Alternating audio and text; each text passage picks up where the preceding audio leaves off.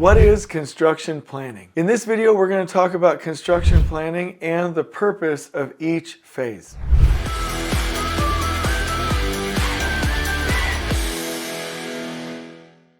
So what are the 6 types of planning that you'll be involved with in the construction process? What are the 3 habits in the long term that every builder or construction manager should have? And what is the one thing that people typically forget? We're going to share all of that right now. All right, so let's talk about number 1, planning to win the job. And this is key. So even before you have the project, when you're about to submit a written proposal and go interview, this is not just some fancy marketing scheme. You are starting to plan the job right now. And that's one of the biggest things that everybody forgets or tends to forget, is that you're starting right now. The contractors that get selected the most for projects, as long as there's no politics, are the ones where the project team has already started to work on their project, already started to plan the project, and the team is already integrating in a way that the client likes. So that is one of the most forgotten things when it comes to planning. So when you start to plan for your written proposal and your interview, you will do the following things. Number 1, you have got to understand that this is a hero's journey. And one of my favorite books is a book called The Story Brand, and it talks about how your client is the hero who has a problem and meets a guide, and that guide is you, okay, in this proposal, in this interview. This guide has a solution, and without this guide, the hero would have a higher chance of failing or would fail. But with the guide, the hero reaches his or her full potential and wins and really gets the benefits and whatever it is they set out to do. So that's the story. So you are not Luke Skywalker, you are Yoda. Your client is Luke Skywalker, your client is the hero. And so through the proposal and the interview phase, it is your job to really dig deep into their construction project and to say, hey, here are some really big red flags, here are some problems. I know you want this, but I, as your guide, can help you to overcome these problems. So number 1, always remember the hero's journey, and that when you do the proposal and when you do the interview, you have got to dig in and find at least 3 key things that you can bring up that will solve their problem. And then they will think to themselves, oh my gosh, I have got to have this individual, I have got to have this company. They are going to help me achieve my goals. Number 2, once you understand the hero's journey and that you are the guide and your client is the hero, and that you are going to find those 3 problems, you must create what's called a macro level Takt plan on a 5-day Takt time. It won't stay that way throughout the project, but start on a 5-day Takt time and really start to put the project together so that the strategy can be seen on one page. I hate when I see contractors putting 80, 120-page CPM schedules in the proposals. Nobody can see anything. All it does is say, hey, I've done a lot of work, and if the client is ignorant to the whole process, they'll go ahead and think that that's a wonderful thing. But it's not. You want to create a macro level Takt plan on one page to where you can see the phases, their end date, and you can actually have a place to draw and showcase your 3 key items. Number 3, the logistics, right? So this project, you're going to show the plan view or the 3D model for your logistics. Where's the crane going to be? Where's the hoist going to be? Where is access? But mainly, and again, I'll anchor you back to those 3 key things, you're going to find problems that the owner would have if they didn't have you. So that will be clearly articulated, and this also provides a canvas where you can showcase those 3 items. So looking at logistics, the interface with the neighbors, the things that the clients care about are all wonderful things to put on your logistics plan. Number 4, zones. This is key because however many zones you have will determine how you can shorten or extend those phases. So meeting the deadline and creating certainty behind how you're going to meet that deadline is absolutely crucial for your client. And 5, your 3D model. This provides another canvas. All you got to do is make sure that you're asking your VDC group early enough to where they can get you the images or the model content that you want. So in the win the job phase, when you're starting to plan the project, you really need to have the right visuals, the right schedule, so you can go find those 3 key things and dig deep and show your hero how you can guide them through it. Number 2, I'm going to mention planning inside the design of the project. This is concept design, schematic design, early design development, right?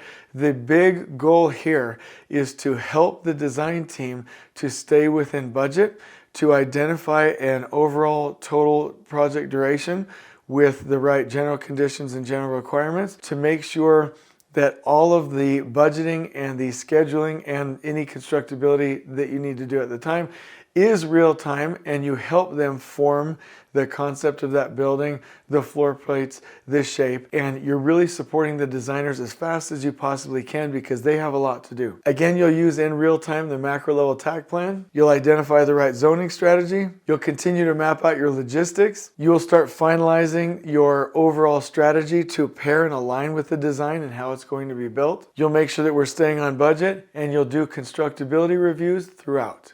And one thing that I forgot to mention is that obviously if you are in the support the design phase, you have the project and you've been selected, so congratulations. Also, like a congratulations to me, you're here. Thank you so much for being on this YouTube channel. We love it when you're here. Please subscribe.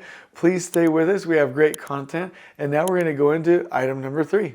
So the third phase of planning is you're done winning the job. You've been supporting the designers through concept design, schematic design, design development, and now you're in that DD/CD phase at the end of the pre-construction effort, and you really want to start the project off right. This is my jam. Like, I love this part. I love getting contractors set up with their quality meetings, getting the buyout log all set up and detailed out. I love getting permits ready. This is a jam. So here are some things to remember when you're doing that kind of planning. First, you have to start out strong. So getting out of the gate strong is crucial. You cannot do enough planning. You cannot do enough preparation. You cannot do enough quality meetings. You've got to make sure that people come out here ready to go, because you have a string of activities or trades or scopes that are like one-offs, or there's maybe 2 or 3 people on the project, and that's the time to go fast. When you have 40 or 50 contractors in a sequence later on for the exterior or interior, you have got to hold on to that consistent pace. So getting out of the ground strong is crucial. So here are some things to remember. You're always going to plan for your utilities and make sure that there's nothing in the way that will prevent your structure from going up. You will want to look at permitting and make sure that all of your permitting requirements are up and running and that you're ready and set to go. You will want to do a very detailed schedule, preferably with the trade partners if you have them.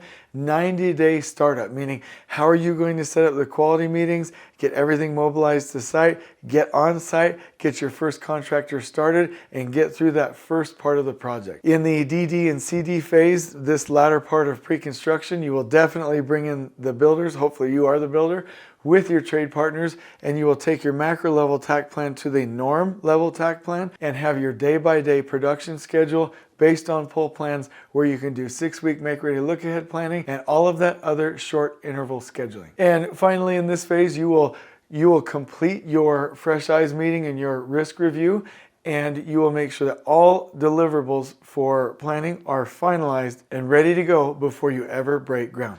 Number 4, the type of planning that you will do now is called production planning. The focus here is collaboration and getting everybody to see as a group. This will include involving your last planners in the last planner system, in your meeting and huddle system with the right deliverables. So you will be doing pull planning for every phase. Look ahead planning at least 4 to 6 weeks out. Weekly work planning with the trades to map out the next week. And day planning every day before the work.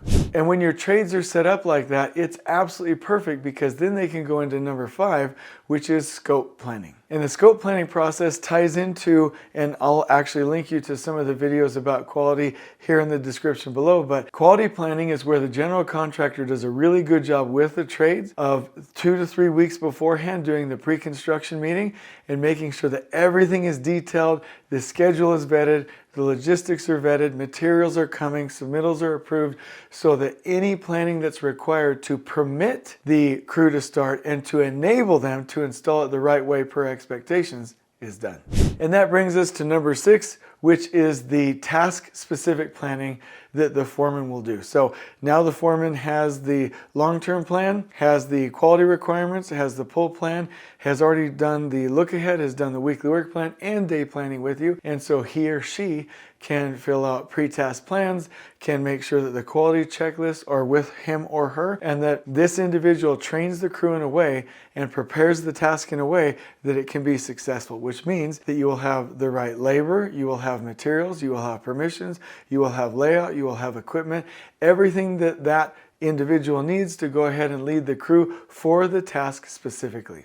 So again, you have the planning that is involved with winning the job, the planning that is involved when you're supporting the designers, the planning that enables the project to start, the production planning where you are on the short interval with the last planners, the scope planning that deals with quality, and the task planning that is 100% in the purview of your foreman. But I want to leave you with this bit of advice. You cannot expect the foreman to be successful with task planning until all of the other 5 types of planning are done. That's why if you have last planners, you will always have first planners in the planning process. And so I just want you to know, like as a senior super, as a PM, as a construction manager, planning is your main skill. It's the main part of the game. And we teach that in our Super PM boot camps at Elevate Construction. You can access that, and I'll put it in the description below, but at elevateconstructionevents.com, please come. We take you through an actual example. You get to do all of these types of planning. It's 100% fantastic. Again, I'll link you to the description below, and I'll hope to see you there. On we go.